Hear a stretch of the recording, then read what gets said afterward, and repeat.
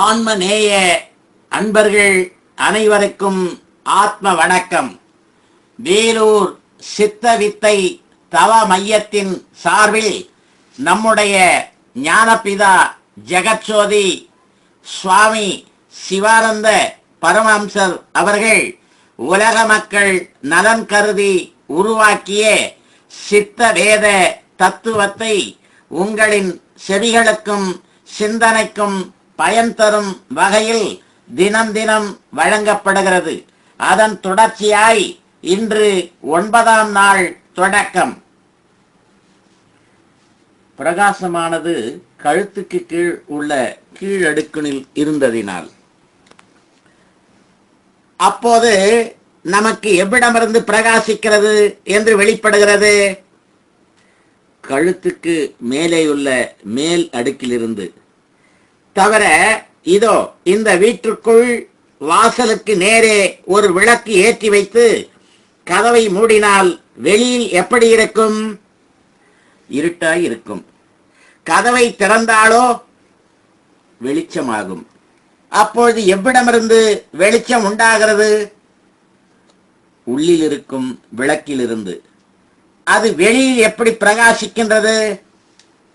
அந்த வாசலுக்கு நேரே விளக்கிலிருந்து எரிந்து கொண்டிருக்கிற அக்னியினுடைய சக்திக்கு அனுசரித்து வெளியில் பிரகாசிக்கின்றது.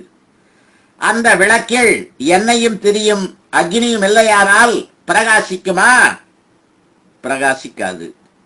ஆனால் இந்த விளக்கின் கீழ்த்தட்டிலிருந்தோ அல்லது மேல் தட்டிலிருந்தோ பிரகாசிக்கின்றது. மேல் தட்டிலிருந்து.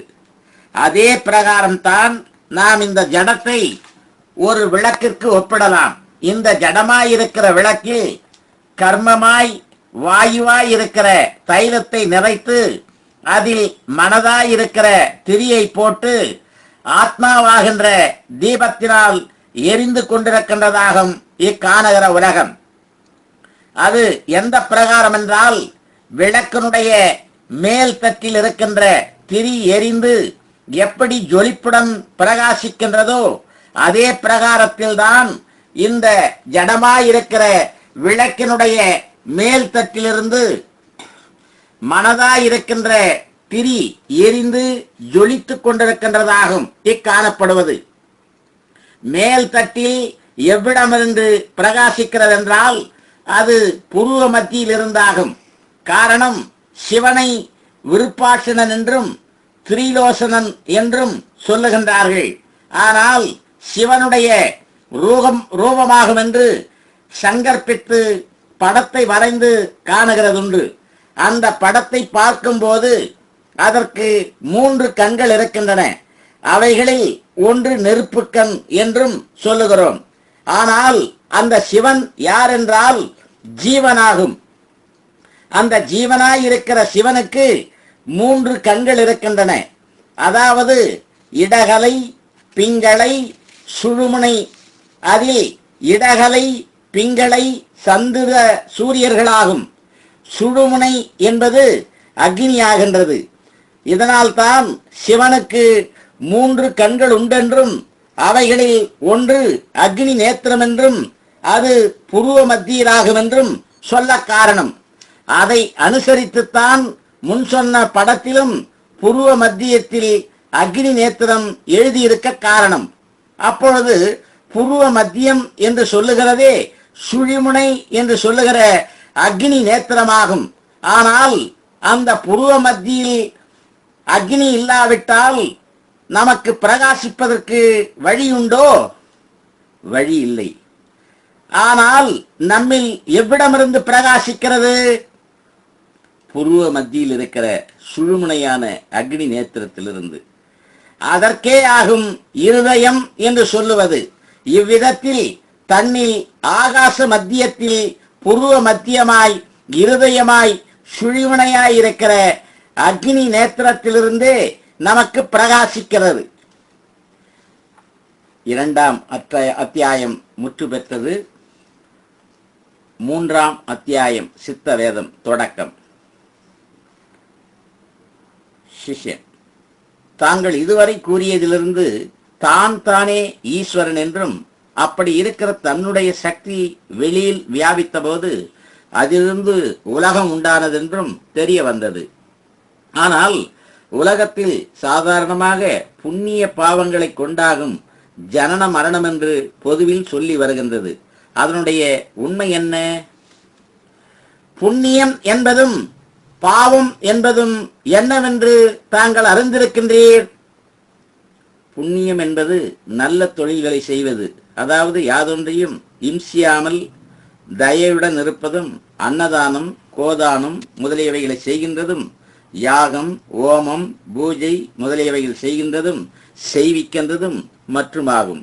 பாவம் என்பது கெட்ட தொழில்களை செய்வது, அதாவது தானம் தர்மம் செய்யாதிருப்பதும் ஜீவ இம்சாதிகள் செய்வதும் மற்றுமாகும்.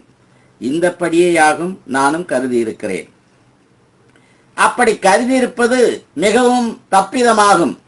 புண்ணியம் என்பது நல்ல செய்கை என்றோ பாவம் என்பது கெட்ட செய்கை என்றோ சொல்வதற்கு இயலாது.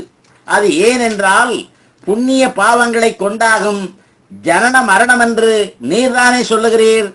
அப்பொழுது யானை முதல் எறும்பு வரையிலும் உள்ள எல்லா ஜீவிகளுக்கும் புண்ணிய பாவங்கள் பாத்தியப்படுகின்றதல்லவா? இவைகளில் எவையெல்லாம் புண்ணியம் கொண்டு ஜனித்தன, எவையெல்லாம் பாவம் கொண்டு ஜனித்தன? மனிதர்களாகிய நாம் எல்லாம் புண்ணியத்தாலும் பாக்கியுள்ள ஜீவிகளெல்லாம் பாவத்தாலும் ஜனித்தன. மனிதர் என்று சொல்லி வருகிற நாம் மனிதராய் ஜனிப்பதற்கு வேண்டி எப்பொழுது புண்ணியம் செய்தோம்? யானை முதல் எறும்பு வரை என்று சொல்லி வருகின்ற யாவும் அந்த மாதிரி ஜனிப்பதற்கு வேண்டி எப்பொழுது பாவம் செய்தன? அது முன் ஜென்மத்திலாகும். ஆனால் முன் ஜென்மத்தில் நாம் யாராக இருந்தோம்? இந்த ஜென்மத்தில் மனிதர்களாக ஜனிக்க வேண்டி நாம் என்ன புண்ணியம் செய்தோம்? எறும்பு முதலான ஜீவிகள் முன் ஜென்மத்தில் யாராக இருந்தன? இந்த ஜென்மத்தில் முன் சொன்ன பிரகாரமுள்ள ஜீவிகளாக ஜனிக்கிறதற்கு செய்த பாவம் என்ன சொல்ல முடியுமா? சொல்வதற்கு முடியாது. ஆனால் அவனவனுக்கு அனுபவம் இல்லாத சங்கதிகளை நம்புவதில் பிரயோசனமில்லை. அவனவனுடைய அனுபவத்திற்கும் யுக்திக்கும் சுருதிக்கும் அனுசரித்தது எதுவோ அதைத்தான் நம்ப வேண்டும். ஏனென்றால் எறும்பு முதல் நாம் உட்பட எவ்வளவோ சிருஷ்டிகள் உலகத்தில் கேட்கப்படுகின்றனவோ காணப்படுகின்றனவோ அறியப்படுகின்றனவோ அவைகளெல்லாம் ஒரே ஜீவனாகும். இந்தப்படி வித்தியாசமாய் காணப்படுவது உருவ வித்தியாசமே ஆகும். தவிர அவனவனுடைய ஜீவன் வெளியில் வியாபித்த போது சக்தியாகி அந்த சக்தியில் தன்னுடைய ஜீவனை மற்றுள்ளவைகளாகி பிரதிபிம்பித்ததாகும் இக்காணப்படும் உலகம். இதை பின்னால் விஸ்தரித்து சொல்லுவோம். புண்ணிய பாவங்களை கொண்டாகும் ஜனன மரணம் என்றால் ராஜாக்கள் என்று அபிமானித்து வருகின்றவர்களுக்கும் அது பாத்தியப்படுகிறதாகும். அதுவுமல்லாமல் புண்ணிய பாவாதிகளை செய்தால் அதனுடைய குணதோஷங்களை எவ்வப்போதாகும் அனுபவிக்கிறது. முன் ஜென்மத்தில் செய்தது இந்த ஜென்மத்திலும், இந்த ஜென்மத்தில் செய்கிறது அடுத்த ஜென்மத்திலும் அனுபவிக்கின்றதாகும். அது எப்படி எவ்விதம் அனுபவிக்கின்றது? புண்ணியம் செய்தவர்கள் பிராமணர்களாயும் ராஜாக்களாயும் தனவந்தர்களாயும், பாவம் செய்தவர்கள் தரித்திரர்களாயும் ரோகிகளாயும் ஜனித்து அனுபவிக்கிறார்கள். ஆனால் பிராமணர்களுக்கும் ராஜாக்களுக்கும் தனவான்களுக்கும் ரோகம் உண்டாகின்றதா? இல்லையா? உண்டாகிறது உண்டு. அதன் காரணம் என்ன? அவர்கள் எக்காலத்தில் செய்த பாவமாகும்? முன் ஜென்மத்தில் செய்ததாகும். அப்படியானால் அவர் எப்படி பிராமணர்களாகின்றதும் ராஜாக்களாகின்றதும் தனவந்தர்களாகின்றதும்? அப்படியானால் நாமும் மேல் சொன்ன பிரகாரம் உள்ளவர்களாய் ஜனிக்க வேண்டும் அல்லவா? எப்படி என்றால் பாவம் முழுமையும் இல்லாமலாகும் போதுதான் பிராமணர்களாகின்றதும் ராஜாக்களாகின்றதும். தவிர ராஜாக்கள் புண்ணியோத்கிருஷ்ட சரீரர்களாகும் என்று சொல்லி வருகிறது. அதாவது புண்ணியம் உயர்ந்த பதவியை அடைகின்றது, அப்போது பாவம் என்பது கொஞ்சமும் கிடையாது. ஏனென்றால் புண்ணியம் உயர்ந்த பதவியாகும் பொழுது ஈஸ்வரனாகும். ஏனென்றால் உயர்ந்த வஸ்து ஈஸ்வரனாகும். அப்பொழுது புண்ணியம் ஈஸ்வரனிடத்தில் சேர்ந்து ஈஸ்வரனாய் தீர்ந்தது. அப்பொழுதாகும் ராஜாவாகின்றது. ஈஸ்வராஸ் அம்சமாகும் ராஜா. அதை அனுசரித்தே ராஜா பிரத்யட்ச தேவதா என்று சொல்ல காரணம். ஒவ்வொரு பள்ளிக்கூடத்தின் சுவர்களிலும் மற்றும் ராஜா பிரத்யட்ச தேவதா என்று எழுதப்பட்டிருப்பதை நாம் பார்த்து வருகிறோம். அப்பொழுது பிரத்யட்சமான ஈஸ்வரராகும் ராஜா. அந்த ராஜாவிற்கு யாதொரு வியாதியும் உண்டாக இடமில்லை. அதுவுமல்லாமல் ராஜாக்கள்மார்களுக்கு உண்டாகிற விதத்தில் நமக்கு வியாதிகள் உண்டாகிறதில்லை.